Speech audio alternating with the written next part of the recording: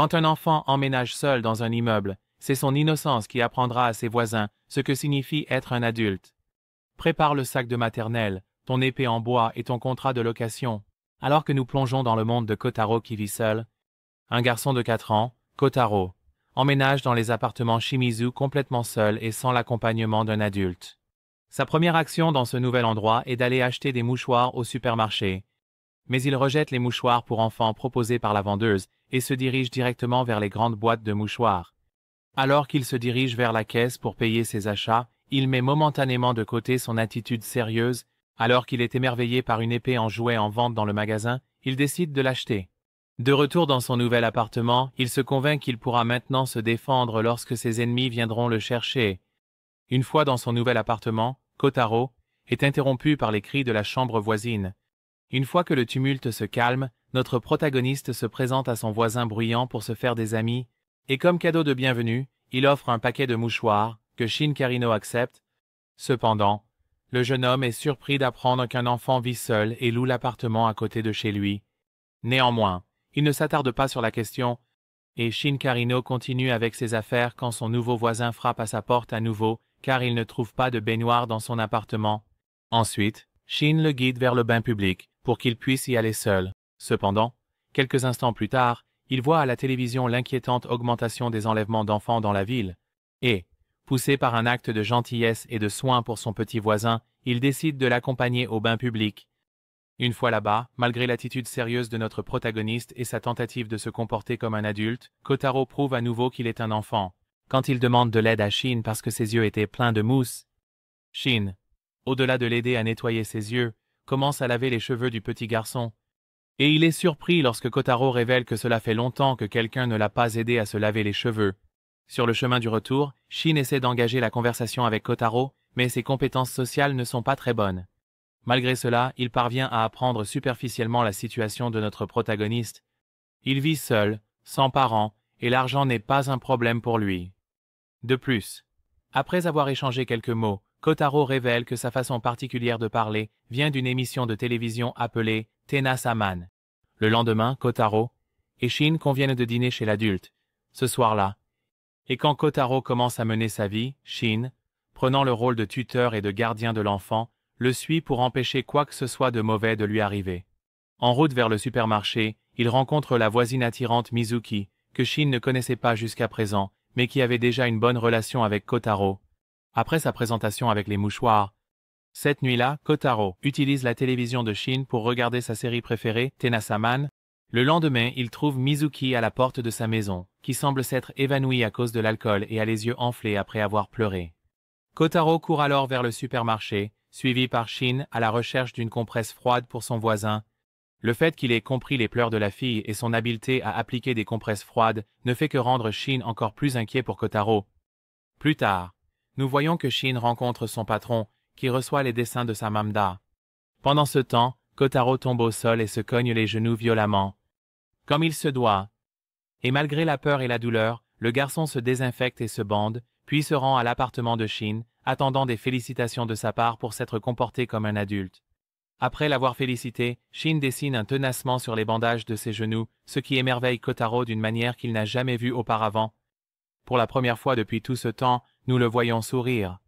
À ce moment-là, un autre voisin, Isamu Kakaru, s'approche de Kotaro pour jouer avec lui. Mais il a une attitude très collante avec l'enfant, ce que Kotaro semble ne pas apprécier, car il n'est pas habitué au contact physique. Isamu donne à Kotaro une poupée Tenna-sama que Kotaro rejette, sachant qu'à l'origine, elle était pour son fils. Encore une fois, Kotaro utilise la télévision de Shin pour regarder Tenna-sama jusqu'à tard dans la nuit. L'adulte s'inquiète de l'obsession de notre protagoniste pour ce programme parce que c'est vraiment mauvais et pas très populaire parmi la population, selon les recherches de Shin. Cependant, il le rejette parce qu'après tout, Kotaro est un enfant étrange en termes généraux. Et ce ne serait pas si étrange qu'il n'ait pas les goûts d'un enfant ordinaire. Néanmoins, le lendemain, à la baignoire, Kotaro admet que ce n'est pas un bon dessin animé, pas même l'intrigue, mais c'est quand même très spécial. Pour lui, après une situation avec un autre enfant, Shin comprend que l'obsession de notre protagoniste est liée à son passé. Apparemment, ses parents ne s'occupaient pas bien de lui, donc l'enfant passait des heures à regarder le programme pour se sentir accompagné. Cependant, Kotaro admet qu'il n'a plus besoin de l'émission pour se sentir accompagné parce qu'il est maintenant un adulte exemplaire. Malgré cela, quand il découvre que le dernier épisode de Tenno-sama est diffusé, Kotaro devient très triste. Cela amène Isamu à frapper à la porte de Shin, inquiet, car ils doivent accompagner Kotaro le jour de la dernière diffusion de son programme préféré. De son côté, Kotaro est assis sur le trottoir près de son appartement, à côté d'un panneau qui dit « Spectacle pour 10 yens ». Beaucoup de gens s'arrêtent pour regarder son spectacle, dans lequel Kotaro joue à Tenno-sama avec son épée qui l'accompagne toujours. Et à ceux qui célèbrent le spectacle, notre protagoniste leur donne les 10 yens, contrairement à ce que l'on pourrait penser. Dans un flashback, nous pouvons voir que c'est parce que la joie des autres regardant son spectacle lui rappelle le sourire de sa mère quand il lui montrait ses nouveaux mouvements de Tenno-sama. Cette même nuit, Shin et Isamu apparaissent à l'appartement de Kotaro pour l'accompagner à regarder le dernier épisode de sa série, et Kotaro semble apprécier leur compagnie. Le lendemain, comme tous les jours, Shin et Kotaro se dirigent vers la baignoire. Cependant, quand ils arrivent, ils découvrent que ça sera fermé pendant quelques jours. Cela inquiète beaucoup Kotaro, qui dans les jours suivants commence à agir de manière étrange et s'éloigne de plus en plus des autres, au point d'envoyer son voisin faire les courses pour éviter tout contact avec la caissière du supermarché. Kotaro explique qu'il ne se sent pas à l'aise après ne pas s'être lavé pendant 2 jours, ce à quoi Shin lui répond que ça n'a pas de sens de faire ce qu'il fait juste pour 2 jours sans se laver. Mizuki, qui observe toute la scène, explique à Shin que sûrement, dans le passé, notre protagoniste a eu de mauvaises expériences à cause d'une situation similaire. Kotaro utilise son dernier recours et décide de se laver dans l'évier de la cuisine, maintenant plus détendu, car en étant propre, il est certain que son voisin ne le détestera pas. Un autre jour, Kotaro sort de chez lui tout seul, et quand Shin lui demande où il va, l'enfant répond de manière évasive et s'enfuit. Nous voyons alors que notre protagoniste est à la cérémonie de début de classe de la maternelle, et il s'inscrit tout seul, essayant de se convaincre que tout ira bien, même s'il est seul dans un endroit entouré d'enfants, accompagnés de leurs parents. Quand ses voisins commencent à mettre les pièces ensemble, il réalise que c'est le début des cours et se précipite pour accompagner Kotaro à sa cérémonie de classe. À l'école, les mercredis sont des mercredis bento. Kotaro achète les bentos au supermarché, mais en voyant que tous les enfants apportent des bentos cuisinés par leur mère et avec des formes amusantes, il commence à se sentir un peu seul. Ensuite, après avoir acheté le bento au supermarché, il demande à différents clients de l'aider à assembler son bento de manière amusante. Une fois terminé, Kotaro est très heureux du résultat, car c'est un bento spécial pour lui. Kotaro trouve un homme qui distribue des ballons devant un magasin, un ballon par personne. Ensuite, déguisé en différentes personnes, il apparaît 4 fois devant l'homme pour demander un ballon, à chaque fois. L'homme, malgré le fait de réaliser que c'est clairement le même enfant déguisé, ressent de la compassion pour lui et lui donne à chaque fois un ballon différent. Dans le complexe d'appartements, Kotaro demande à Shin de dessiner un visage sur chaque ballon, un d'un garçon, un d'une fille, un d'un homme et un d'une femme, ce à quoi Shin accepte. Plus tard, l'homme qui distribue des ballons trouve Kotaro dans le parc, jouant seul, mais avec les ballons, attachés à ses vêtements. Nous voyons alors que chacun des ballons avait un mot au dos, frère, sœur, papa et maman. Le lendemain, Shin cherche Kotaro à la fin de l'école. En chemin, il reçoit un appel de son éditeur que Kotaro entend. Shin lui dit alors qu'il devra rencontrer l'éditeur plus tard et que parfois les mots à son égard peuvent être très durs. Alors, notre protagoniste décide de l'accompagner. Lors de la réunion, face aux critiques de l'éditeur, Kotaro se lève pour défendre son voisin, et quand Shin s'absente un moment pour aller aux toilettes, l'enfant demande à l'éditeur de ne pas être si dur avec son voisin parce qu'il fait de son mieux. L'éditeur lui dit alors que Shin est très bon dans ce qu'il fait et que les critiques sont constructives parce qu'il sait qu'il peut encore s'améliorer. Cela rassure Kotaro. Dans le train, Kotaro dit à Shin qu'à partir de maintenant, il l'accompagnera à toutes ses réunions avec l'éditeur, espérant rendre un peu de tout ce que Shin fait pour lui. Et il se proclame son tuteur, même si Shin dit qu'il est trop vieux pour avoir un tuteur. Plus tard, Kotaro demande à Sœur Kakaru de l'accompagner pour acheter des vêtements parce qu'il le considère comme un homme qui s'y connaît en mode, ce à quoi Isamu répond oui. Une fois qu'il porte ses nouveaux vêtements, Kotaro est très heureux car il avoue qu'il veut plaire à tout le monde. La nuit, Mizuki découvre que Kotaro est apparu à son travail en tant que compagnon de nuit, attirant l'attention à cause de sa mignonnerie et de son spectacle de sabre. Cependant, Mizuki appelle Shin pour qu'il vienne la chercher au club, et Shin le fait. La nuit suivante, il retourne au club et explique à Mizuki qu'il s'y présente parce qu'il veut passer plus de temps avec elle et profiter de sa compagnie. La jeune femme, touchée par la confession, accepte de passer une nuit en sa compagnie, et aussi avec Shin, qui apparaît à ce moment-là pour reprendre son petit voisin. Un autre jour, Mizuki, Shin et Kotaro vont pique-niquer dans le parc et Kotaro refuse catégoriquement de se faire prendre en photo. À cause de sa vie passée, Shin, observant de cette situation, sort ses talents de dessinateur et esquisse sur une feuille, Mizuki riant à côté de Kotaro, où l'on peut voir le visage de Kotaro. C'est une belle scène, qui rend notre protagoniste très heureux lorsqu'il reçoit le dessin que son voisin lui offre. D'un autre côté, l'avocate Kobayashi a pour mission d'être la nouvelle personne qui remet de l'argent à Kotaro chaque semaine. Cependant, c'est un travail difficile car elle doit faire semblant que l'argent est un cadeau de personne très gentille pour Kotaro. Parce que la vérité le détruirait, sachant que l'argent qu'il reçoit fait partie de l'assurance vie de sa mère, qui est décédée. Les instructions pour remettre l'argent sont précises car Kotaro accueille toujours avec festivité ceux qui viennent livrer l'argent. Touché par la situation, l'avocate s'engage à réaliser parfaitement la tâche hebdomadaire. Kotaro rend visite à la maison de son ami Kakaru, où il observe une vie complètement opposée à la sienne. Et au-delà de le trouver étrange, il s'inquiète pour son ami. Kakaru, dont les parents travaillent toute la journée, passe presque tout son temps avec sa femme de ménage, lui demandant de l'aide pour absolument tout. Préparer des collations, nettoyer la maison, mais aussi avec des petites choses, comme quand il renverse du jus sur lui. Il dit même à Kotaro de ne pas s'inquiéter d'être en ordre puisque la femme de ménage s'en occupera. En voyant cela, Kotaro s'inquiète. Et le lendemain, il emmène son ami pêcher des crabes debout, fabriquant leur propre canne à pêche avec des bâtons et du fil. Quand Kakaru prouve qu'il n'est pas doué pour ça et appelle ses parents, Kotaro l'interrompt en disant que les enfants sont faibles, donc ils doivent apprendre à faire les choses par eux-mêmes, pour ne pas dépendre de personne au cas où les adultes proches disparaîtraient. Kakaru écoute alors son ami et ils continuent à pêcher. Avec le butin en main, ils décident de préparer une soupe de crabe, et Kakaru propose de cuisiner une soupe de crabe pour Kotaro quand il se sentira seul, ce qui signifie qu'il mangera la soupe de crabe, ce qui fait briller les yeux de notre protagoniste. À un autre moment, lorsque Shin cherche Kotaro à l'école, il remarque qu'il est blessé et découvre qu'il n'est pas très doué pour jouer au ballon chasseur, alors il essaie de l'aider à s'entraîner. Cependant, Kotaro, en raison de situations liées à son passé et d'une mère qui l'ignorait, ressent qu'il ne peut pas ignorer. La balle frappe ses amis, donc il les attrape avec son visage. Shin explique alors comment jouer et qu'il pourra mieux s'entendre avec les enfants de sa classe s'il joue correctement. Avec cela en tête, Kotaro commence à bien jouer au ballon chasseur. Les voisins de Kotaro découvrent que c'était son anniversaire, grâce à la couronne qui lui a été donnée à la maternelle. Alors, il décide de célébrer sa fête d'anniversaire le lendemain.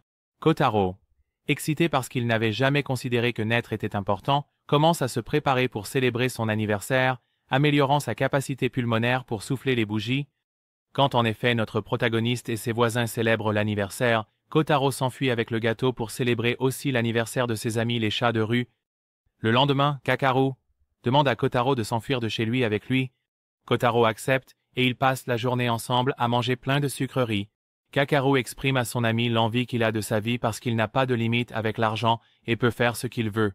Kakaru explique à notre protagoniste que la raison de s'enfuir de chez lui est de faire s'inquiéter ses parents pour qu'il réalise qu'il est spécial. Mais quand il arrive chez Kotaro et voit qu'il vit seul et sans parents, Kakaru décide de retourner chez lui. Kotaro est triste parce que personne ne s'inquiète pour lui, mais à ce moment-là, Shin apparaît totalement en colère et inquiet à propos de la disparition de Kotaro, rendant l'enfant attachant qui voit enfin qu'il est important pour quelqu'un. Kobayashi continue de rendre visite et remplit parfaitement son rôle quand elle doit apporter l'argent hebdomadaire à Kotaro. Mais Kotaro offre la bière de Shin à l'avocate et elle finit par se saouler chez l'enfant et s'endort. Malgré la vision négative que les mères et pères de la maternelle ont de Shin, comme ils le voient comme un jeune homme fatigué et négligent, le jeune homme les surprend lorsqu'il se porte volontaire pour organiser la foire de l'école, une activité que tout le monde veut éviter de diriger. Le professeur pense alors que ce serait très bien si Shin était le père de Kotaro, car il est évident qu'il souhaite son bonheur. Shin accompagne Kotaro lors de son achat hebdomadaire de mouchoirs jetables, et est surpris de constater que l'enfant passe trop de temps à parler avec le vendeur des mouchoirs. En plus de toujours prendre les plus chers, en chemin, notre protagoniste continue de parler de la qualité et des ingrédients des différents types de mouchoirs, pour finir par affirmer qu'à cause de ces ingrédients, les mouchoirs qu'il achète sont plus sucrés. Cela surprend Shin, qui pense qu'il parle en fait de l'odeur. Cependant, cette même nuit aux nouvelles, un homme raconte qu'une fois, il est resté enfermé chez lui si longtemps sans nourriture, qu'il a dû se résoudre à manger des mouchoirs, qui étaient très sucrés. Lors de l'achat suivant, Shin convainc Kotaro de prendre les mouchoirs moins chers, car à partir de maintenant, il n'aurait plus besoin de manger des mouchoirs. Kotaro, surpris et heureux, est d'accord avec lui et finit par prendre les moins chers. Un autre jour, Shin et Mizuki se présentent à la porte de Kotaro à l'heure du dîner et parviennent à observer que l'enfant a préparé une quantité exorbitante de plats, tous très délicieux. Kotaro propose alors de les inviter à dîner le lendemain soir et de préparer le repas pour eux. Lorsque ses trois voisins sont à table, attendant avec impatience les plats savoureux à venir, ils découvrent que Kotaro n'a préparé qu'un seul plat. Très exquis mais sans tant de variété. Kotaro, intérieurement, se sent heureux parce que cette nuit-là, il n'a pas eu à préparer tant de plats pour se tenir compagnie, puisqu'il a maintenant une vraie compagnie. Kotaro retrouve un vieil ami de l'orphelinat, Sir Ryota, avec qui ils avaient promis il y a longtemps de se retrouver dans un endroit spécial, le jour de la pluie de météores des Perséides. Dans la conversation, Kotaro s'excuse d'avoir fui sans dire au revoir la dernière fois, mais Ryota comprend la situation, car son père était devenu violent ce jour-là, et lui dit de ne pas s'inquiéter. À son tour, il s'excuse d'avoir fui avec son appareil photo numérique, car il voulait le garder. Ryota comprend que ce que Kotaro voulait vraiment, ce sont les souvenirs et non l'appareil photo, alors il lui donne la carte mémoire qui contient toutes les photos d'eux ensemble. Un autre jour, Kotaro rencontre Sir Fukuno, l'éditeur du manga de Shin, pour lui remettre le brouillon, car Shin est malade en ce moment. Lorsque Kotaro apprend que Fukuno a des enfants, il lui dit de rentrer chez lui car ils se sentiront seuls sans lui. Cependant, à ce moment-là, Fukuno remarque l'épée Tenasaman que notre protagoniste a à la taille et l'invite à se promener dans son lieu de travail, où il y a beaucoup de marchandises et de jeux sur Tenasaman. Kotaro accepte, mais se sent continuellement mal à l'aise, car rester à cet endroit signifie que Fukuno ne retourne pas auprès de ses enfants. Cependant, la semaine suivante, quand il le croise devant l'appartement de Shin, il lui dit qu'il pourrait continuer à visiter le bureau de l'édition tant que c'était un jour de semaine. Au supermarché, Kotaro parle à une des employées, et elle lui dit que les enfants naissent de l'amour des parents. Kotaro espère alors bien faire et être un trésor pour ses parents, où qu'ils soient. Un nouveau résident, Sir Kotaro, se présente dans les appartements et commence à se rapprocher de Kotaro, lui demandant de devenir ami. Notre protagoniste se rapproche de cet homme, alors il commence à s'engager dans des activités avec lui qu'il faisait auparavant avec Shin, comme aller au bain public et être accompagné à la maternelle. Après quelques jours ensemble, Kotaro commence à remarquer qu'ils ont trop de choses en commun, comme leurs bonbons préférés ou leur amour pour Tenasaman. Cependant, au milieu de la pluie, lorsque Kotaro propose un jeu avec le son de la pluie et des ustensiles de cuisine, notre protagoniste commence à suspecter. Kotaro commence à enquêter sur Kotaro en posant des questions à ses voisins, et Shin ainsi qu'Isamu commencent à suspecter. À cause de cela, ils se présentent à l'appartement de Kotaro pour voir ce qui se passe. Et avec un petit pot de vin, et sans beaucoup de résistance de la part du nouveau locataire, il commence à raconter toute la vérité. Le père de Kotaro l'avait spécifiquement engagé pour retrouver son fils, et Kotaro a découvert que Kotaro avait déménagé à cet endroit en espérant que son père ne le retrouverait pas. En plus d'avoir émis une ordonnance de protection contre son père, lorsqu'Isamu demande s'il transmettrait cette information au père de Kotaro, Kotaro affirme, en disant que c'est pour cela qu'il est payé, et que Kotaro est protégé par la loi. Cela met Izamu en colère, qui le menace, mais juste à ce moment-là, Kotaro apparaît en cherchant son nouvel ami et en le défendant. Cependant, plus tard et seul, il demande s'il va le trahir, auprès de son père, ce qui surprend Kotaro. Le lendemain, Kotaro demande à Shin de l'accompagner à la maternelle car Kotaro devait partir, en urgence. Cela déclenche les alarmes de ses trois voisins, qui croient que Kotaro est parti tôt après avoir été découvert et qu'il est allé partager l'information avec le père de Kotaro. Donc, pendant des jours, les trois adultes consacrent tout leur temps à protéger Kotaro au cas où son père apparaîtrait. Cependant, Kotaro se fâche et leur dit d'arrêter de le traiter comme un faible, car sa raison de déménager seul a toujours été de devenir fort. Kotaro apparaît devant nos quatre protagonistes et leur dit que Kotaro est en sécurité parce qu'il a donné une fausse adresse à son client. Kotaro, en revanche, exprime à Kakaru qu'il doit devenir fort. Et à ce moment-là, il avoue qu'il a dû fuir sa maison parce qu'il était un faible, car s'il n'avait pas été faible, son père ne serait pas devenu mauvais. Il croit alors que quand il pourra être fort, il pourra vivre à nouveau avec son père. Sachant cela, Shin propose à Kotaro de devenir forts ensemble, ce qui génère beaucoup de bonheur chez le petit et permet à Sir Karino d'être aux côtés de l'enfant. quand il réalise que son père est mauvais et que ce n'est pas de sa faute. Plus tard, Kotaro pose un mystère à enquêter pour lequel il demande de l'aide à Sœur Kotaro. Il s'avère qu'à la fin, tout avait été un plan machiavélique de l'enfant pour préparer une fête surprise pour le détective privé en guise de célébration de son départ, et c'est qu'il le considère maintenant comme son ami. Puis, même si le travail pour son père a pris fin il y a longtemps, Kotaro continue d'être aux côtés de Kotaro. Vers la fin, notre protagoniste donne une loupe au détective privé.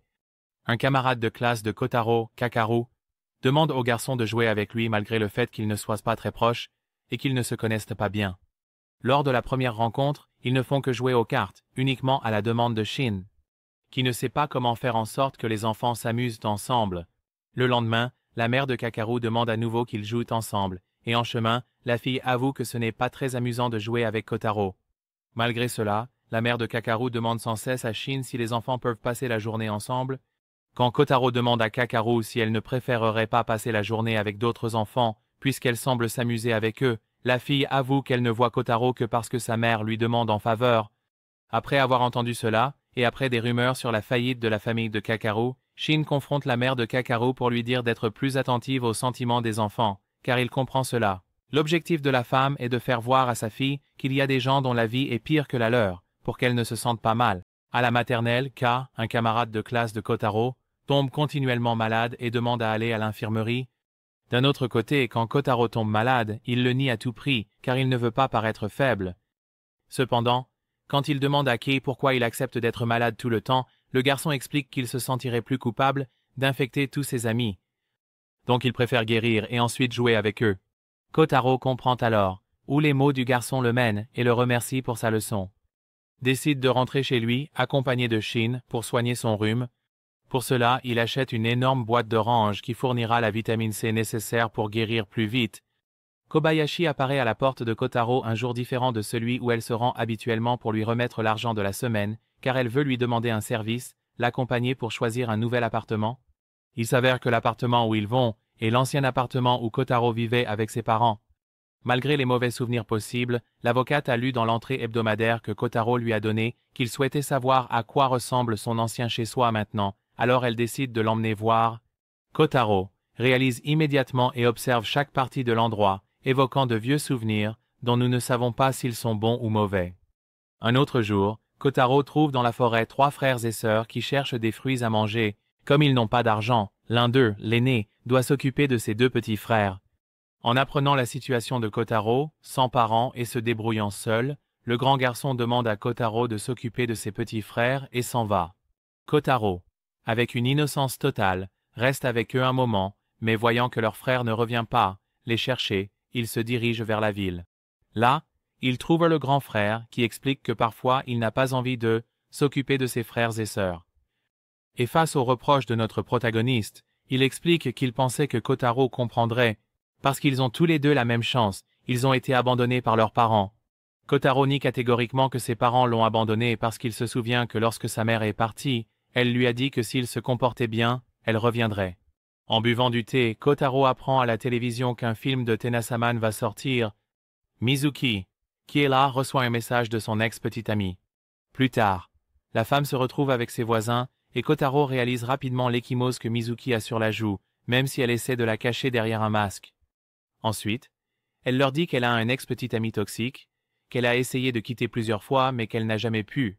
Et cette dernière fois, elle a essayé de le quitter. Il n'a pas hésité à la frapper. Shin propose d'aller à la police avec elle pour déposer une plainte, tandis qu'Isamu propose de lui donner une bonne raclée. Mais Kotaro insiste sur le fait que la meilleure décision est qu'elle déménage, car son petit ami sait déjà où elle habite. Quand elle refuse, Kotaro commence à embêter Mizuki pour la pousser à partir. Quand elle le confronte en disant qu'elle peut déposer une plainte sans avoir besoin de partir, Kotaro explique que si elle fait ça, son petit ami va devenir mauvais, tout comme Kotaro a rendu son père mauvais. Mizuki lui dit que ce n'est pas comme ça que les choses fonctionnent et qu'il n'a pas rendu son père faible. Cependant, après avoir déposé la plainte à la police et n'ayant pas reçu de réponse, elle décide effectivement de déménager et dit au revoir à ses voisins. Sans vraiment comprendre comment, Shin finit par emmener non seulement Kotaro, mais aussi 3 de ses amis au cinéma, qui sont très excités. Shin, ne voulant pas décevoir son voisin, cède à tous les caprices des enfants. Cependant, contrairement à ce que l'on pourrait penser, Kotaro, au lieu de profiter de la sortie, se retrouve complètement jaloux que son tuteur prête plus d'attention à ses amis qu'à lui. Au milieu des rires à propos de la jalousie du petit, Shin l'invite à aller voir le film de Tenasseman seul, ce qui rend notre protagoniste très heureux. À un autre moment, le fils d'Isamu, que son père lui manque beaucoup, apparaît dans l'immeuble pour une visite. Kotaro l'accueille pendant quelques heures, jusqu'à ce qu'Isamu apparaisse, qui se fâche en voyant son fils là.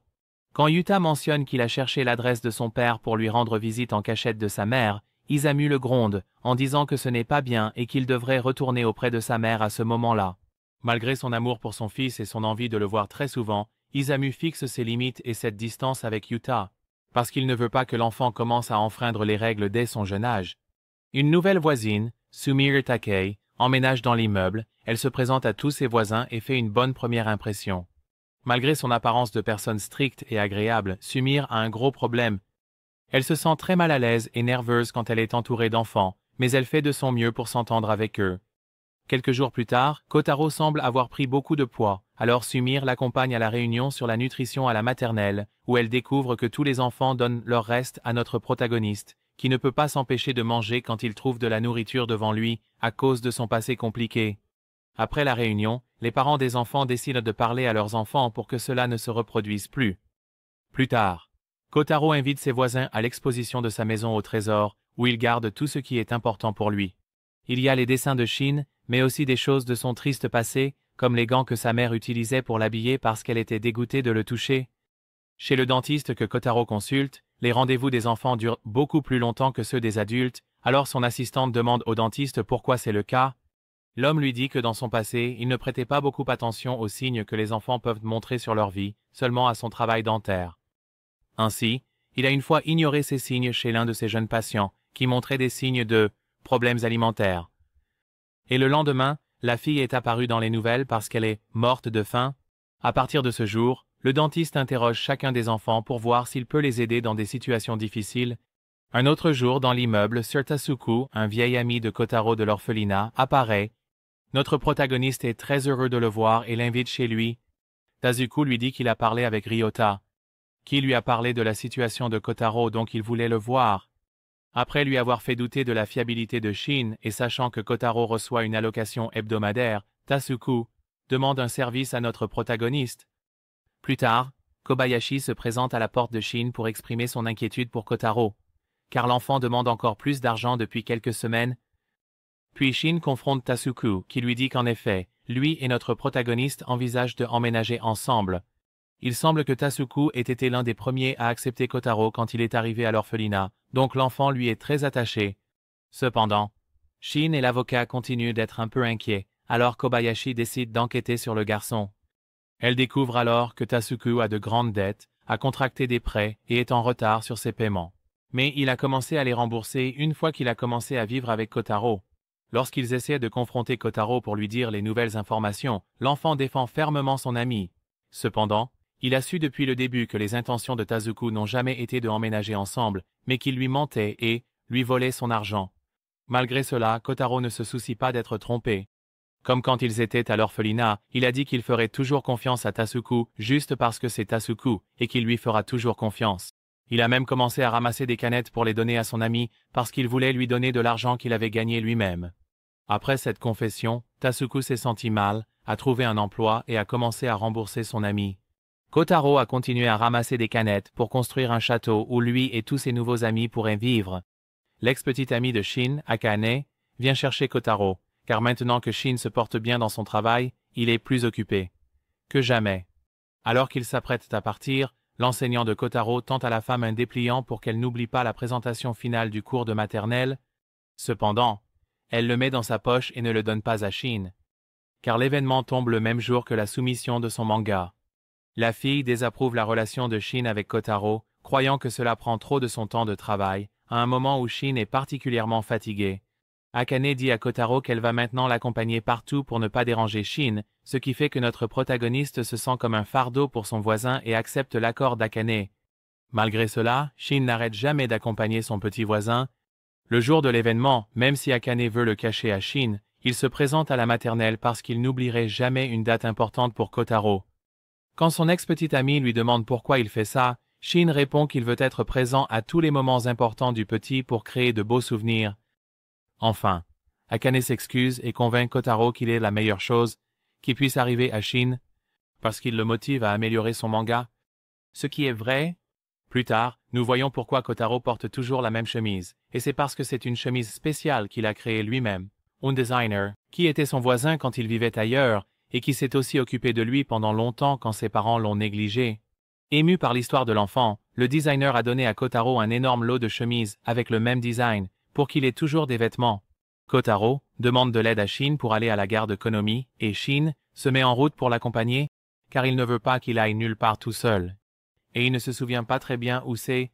Après avoir acheté un bouquet de fleurs, les deux personnages se dirigent vers le cimetière, car Kotaro veut demander à la tombe de ses ancêtres de parler à ses grands-parents. Quand ils commencent à nettoyer la tombe, Shin remarque que le nom de la mère de Kotaro est inscrit sur la pierre. Comprenant que, malgré ce que pense l'enfant, elle est déjà décédée. Puis il essaie par tous les moyens d'empêcher l'enfant de lire ça. Et quand Kotaro lui demande s'il reverra sa maman, Shin, contrairement à sa promesse de ne jamais lui mentir, finit par tromper l'enfant en lui disant qu'il la reverra un jour. Shin fait promettre à son petit voisin que chaque fois qu'il ira visiter le cimetière, il lui en parlera, donc ils y vont ensemble. Son objectif est d'éviter à tout prix que Kotaro lise le nom de sa mère sur la tombe. Ainsi se termine la première saison de cette série curieuse. Nous espérons que les gens de cette plateforme confirmeront une deuxième saison et ne l'annuleront pas, comme ils le font avec toutes les séries que j'aime.